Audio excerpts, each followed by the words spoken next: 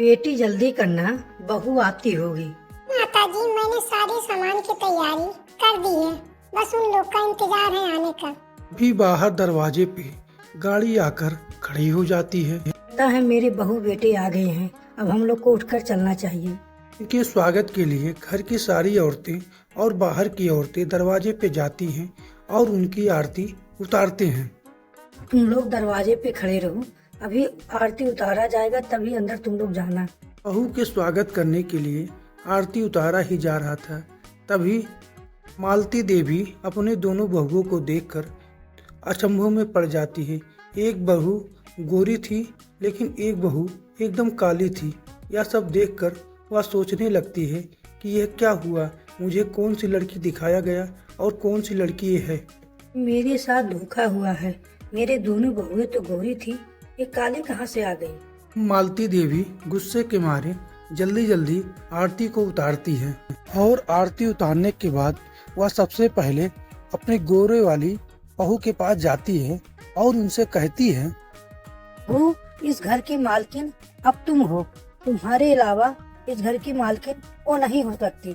वो काली है, मैं तुम्हें ही मालकिन बनाऊंगा, उसे एक बंद कमरे में रख दूंगा। सब देखकर छोटी बहू निराश हो जाती है। बहू तुम घबराना मत, तुम ही एक सच्ची घर की बहू हो। तुम्हें कल तुम्हारे स्वागत के लिए तुम्हारा मुंह दिखाई होगा। तुम सब दस के तैयार होना और अच्छी तरह से तैयार होना। माताश्री, मैं अच्छी तरह से तैयार हूँ, मैं आपका इज्जत घटने नहीं दूंगी। मैं एकदम अच्छी तरह से तैयार होकर उन लोगों के बीच में ही जाऊंगा। आप घबराइए मत, आपने विश्वास किया है, मैं आपका विश्वास तोड़ूंगा नहीं। मालती देवी अब गुस्से के मारे अपने छोटी बहू के पास जाती है और वहां जाने के बाद वह उससे कहती है, देखो तुम्हें एक काम करना होगा, तुम्हें घर के अंदर रहना होगा और अपने घूंघट को हमेशा ढककर ही रखना होगा। तुम्हें कभी बाहर में घूंघट में नहीं देखूंगा। आपका जो मैं वही करूंगी। छोटी बहू को काला होने के नाते घर का सारा काम करना पड़ता।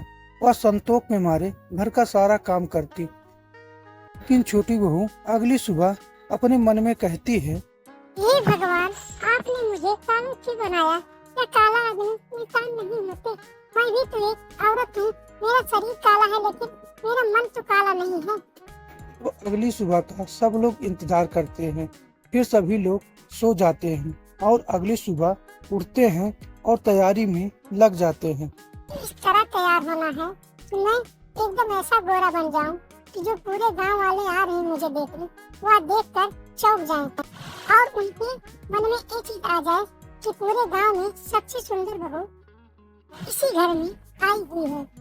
मुझे ज्यादा से ज्यादा मेकअप लगा लेना चाहिए और नए डिजाइन में मेकअप लगाकर मुझे बाहर निकलना चाहिए।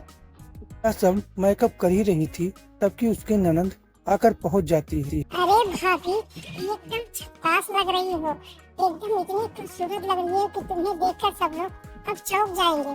तुम्हें मजाक कर रही हूँ कि मैं सुंदर दिख रही हूँ?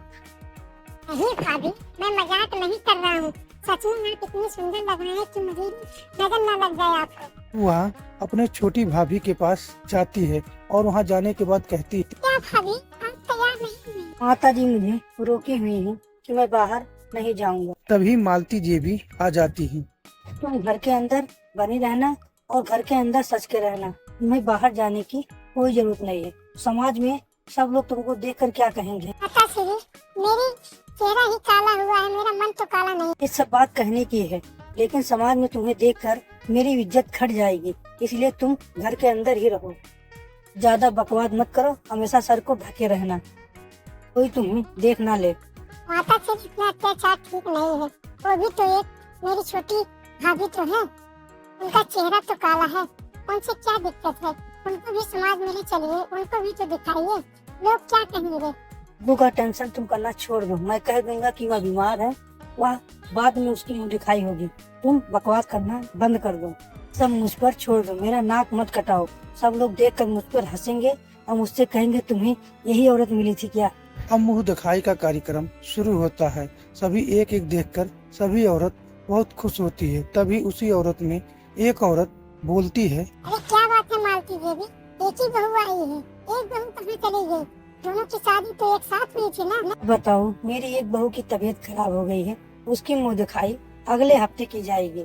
सभी लोग का हम लोग बुलाएंगे और अच्छी तरह से करेंगे। पहले एक बहू की मुंह दिखाई तो हो जाए। फिर बड़ी बहू है, सबसे पहले इसकी मुंह दिखाई हो रही है, फिर छोटी बहू की होगी। फालतू बेबी एक ही साथ हो जाता तो तुम्हारा खर्चा बच जाता, फिर तुम लोग बुलाओगे। मेरा खर्चा बचेगा ना, तुम्हारा खर्चा नहीं हो रहा है ना। तुम लोग बार बार आओगे मेरे यहाँ खाना खाने के लिए, तुम्हारा ही अच्छा है ना। ये औरतें मालती से कहते हैं कि अपनी बहू का कहिए घूंघट उठाएं। बड़ी बहू जैसे अपने घूंघट को उठाती है, उठाने के बाद कहती है, कैसे गवार गांव के हैं, इन लोग को मेरे सामने खड़ा कर दियो। ये सब मुझे देखेंगे, एक तरफ के दिखाई नहीं दे रहे हैं। सभी औरतें गुस्सा हो जाती हैं और मालती देवी से कहती हैं, मालती देवी, ये कैसी खड़ो बहुत के तुम ले आई हो, इसे बोलने की तमीज नहीं है, ये क्या बोल रही है। सभी औरतें जल्दी जल्दी रस्म को पूरा करती हैं और गुस्से के मारे वहाँ से चली जाती हैं।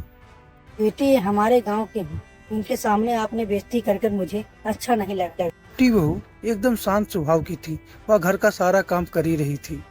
तुम घर का सारा काम निपटा कर खाना बना देना। बड़ी बहू की अभी मुंह दिखाई थी, उसे ज्यादा मेहनत पड़ गया। तुम घर के अंदर सारा काम कर लेना, तभी बाहर निकलना। ठीक है माता श्री, जो आप कहेंगे मैं वो करने के लिए तैयार हूँ। मैं खाना बनाकर तभी बाहर निकलूंगा, आप घबराइए मत।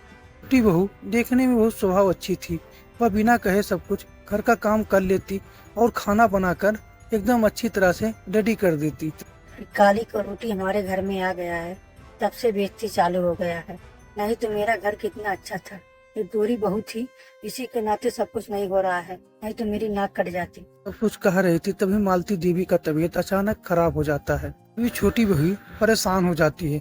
तभी वह डॉक्टर के पास फोन करती है और ले जाकर अच्छी जगह डॉक्टर के पास भर्ती कराती थी। आप बहुत समय पे लेके इनको आए हैं, नहीं तो इनको पर हार्ट अटैक हो गया था और हार्ट अटैक इनका लास्ट स्टेज था। अगर 10 मिनट लेट की होती तो यह जिंदा नहीं बचते थे। बहू तुम मुझे माफ कर दो, मैं तुम्हें पहचान नहीं पाया। मैं गोरे के चक्कर में हीरा को भुला गया।